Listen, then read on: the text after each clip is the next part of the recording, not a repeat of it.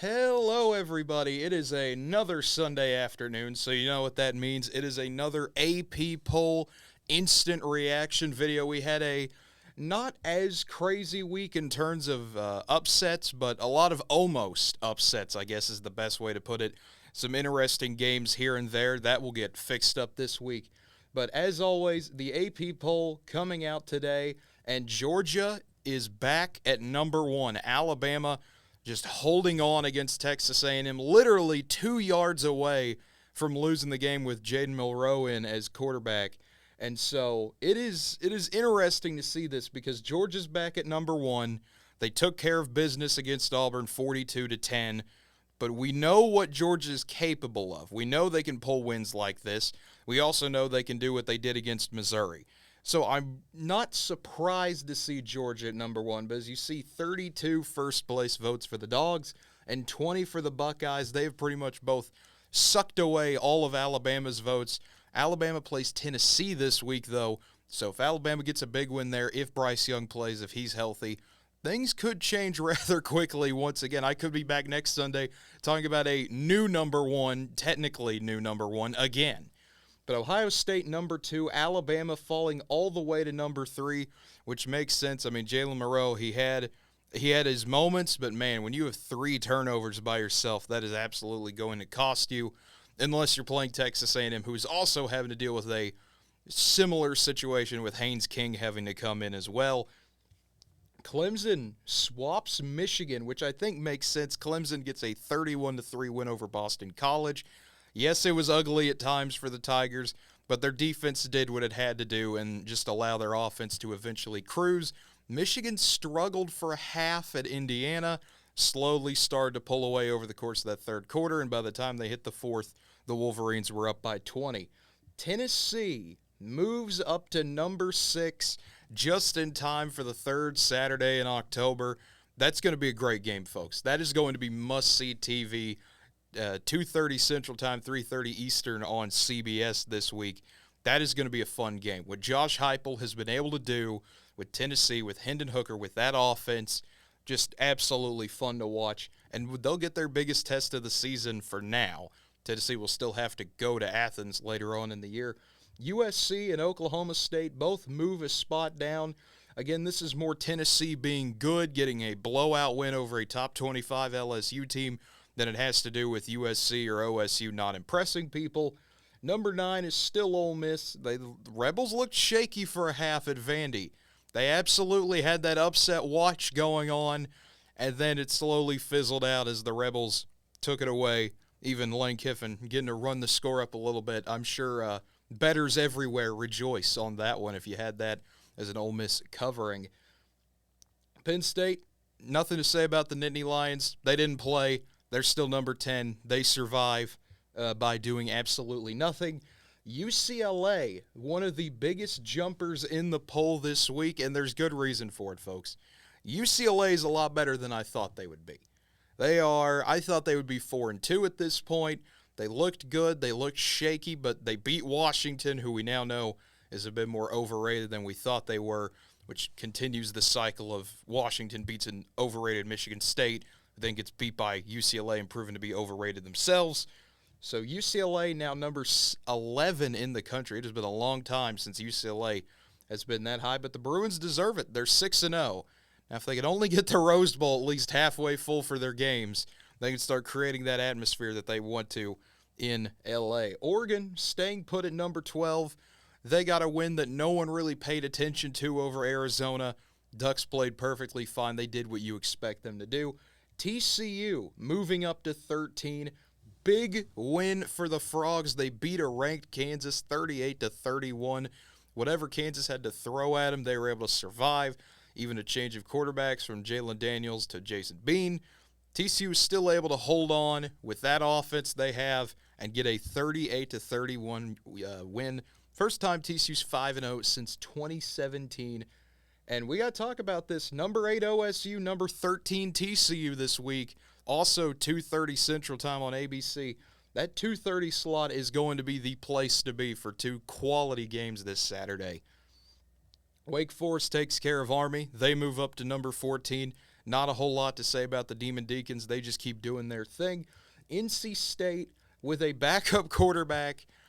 The NC State threw the ball one time with their backup quarterback with Chambers in, and they held on 19-17 over Florida State. Watching Florida State just slowly implode throughout that game as the Wolfpack keep kicking field goal after field goal after field goal, slowly chipping away. NC State offense didn't need to be 100% because that defense shut the Seminoles down in the second half, but they don't get rewarded for it. Just 2 points separating Wake and NC State. I really don't get it. Florida State's a tough team to beat at times. Florida State has nightmares of Carter Finley, though. That place always seems to be difficult for Florida State. Mississippi State, another big jumper. They demolish Arkansas, and the Bulldogs are rewarded for it all the way up to number 16 in the country, another 7-spot jump. That is one of the higher jumps we've seen. Kansas State survives a game of football against Iowa State 10-9, one of the uglier games you'll see this year, one of the ugliest Farmageddons I can remember in a while. Kansas State up to 17, and Syracuse, we got to talk about Syracuse. They play NC State this week. The Cuse is number 18 in the country. This is turning into a fun season for the Orange. We'll have to see how they keep doing. The top 20 matchup against NC State this week should be a lot of fun there. Kansas stays put at number 19. The Jayhawks do not move up. Obviously, they lost to TCU, but they don't move down. Considering what they were able to do with a backup quarterback to get themselves into that game against a top 15 opponent now, that's great for Kansas. I mean, honestly, they should still be ranked. They're still looking like a top 20 team, and they get a chance to do what hasn't been done in a long time. They go to Norman this week, and stop me if you've heard this before, a plucky underdog in the Kansas-Oklahoma game. And my goodness, everything seems that it's going to be going against them. But it's Oklahoma this time, not Kansas. This is not last year's matchup of a Oklahoma team that just could do no wrong at times and could do everything wrong at others. This is an Oklahoma team that is trying to find who they are. They still don't know who they are, and it's halfway through the season. They're coming off getting beat 49-0 by Texas, one of the worst losses OU's had in a long time. And Kansas, they're right there. They're going to be angry off their loss. More than likely, I would not expect Daniels to play in that game for Kansas, but it honestly may not matter. It really may not, folks. Utah falling all the way down to 20. This was the game that surprised me. I thought the Utes would play a little bit better on both sides of the ball, but they get beat 42-32 by UCLA. So a bit surprising there, and a big jump for Utah all the way down, a 9-spot drop. Just a huge leap, basically, into the bottom of the poll, but Utah still deserves to be ranked. Cincinnati moving up to 21. A bit interesting here. I mean, I didn't see much of the game, but every time I seemed to check on it, South Florida was always doing something. USF was always right there in the game, giving Cincinnati problems. Bearcats hold on 28-24. But my goodness, this was a close game, but Cincinnati got to win. Their only loss now is to Arkansas. They're 5-1, and here they start to come climbing up the polls once again. Texas jumping in at 22 for their big win over Oklahoma. Talked a little bit about that earlier. 49-0. Biggest win for Texas in the history of the Red River rivalry. And my goodness, Quinn Ewers looked great. Bijan Robinson looked great. Texas looked exactly like they were supposed to. And, now we have the question, who is the best two-loss team in America? I think it's got to be Texas. I would think so. Kentucky falling all the way to 22 as well. We have the tie between Texas and Kentucky.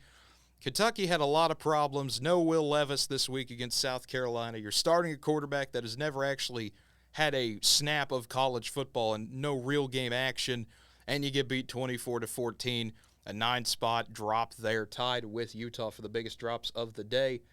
Illinois, they found their way in, folks. The Illini have an opportunity. They're this team of destiny now. We saw it with Minnesota.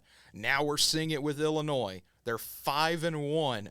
They just won one of the ugliest games you'll see all year, 9-6 over Iowa. Brett Bielema's got something going on in Illinois. I thought maybe they would get there last year, But now here they are this year. And at number 25, James Madison, their first year in the FBS, and they have found themselves at a 5-0 record and number 25 in America, and they still can't go to a bowl game. This is going to be one of the stories of the year, I feel like, if they can keep winning. James Madison is really good again. I mean, they've always been good in FCS, but now you're getting to see it on that FBS level. So that is fun to see there.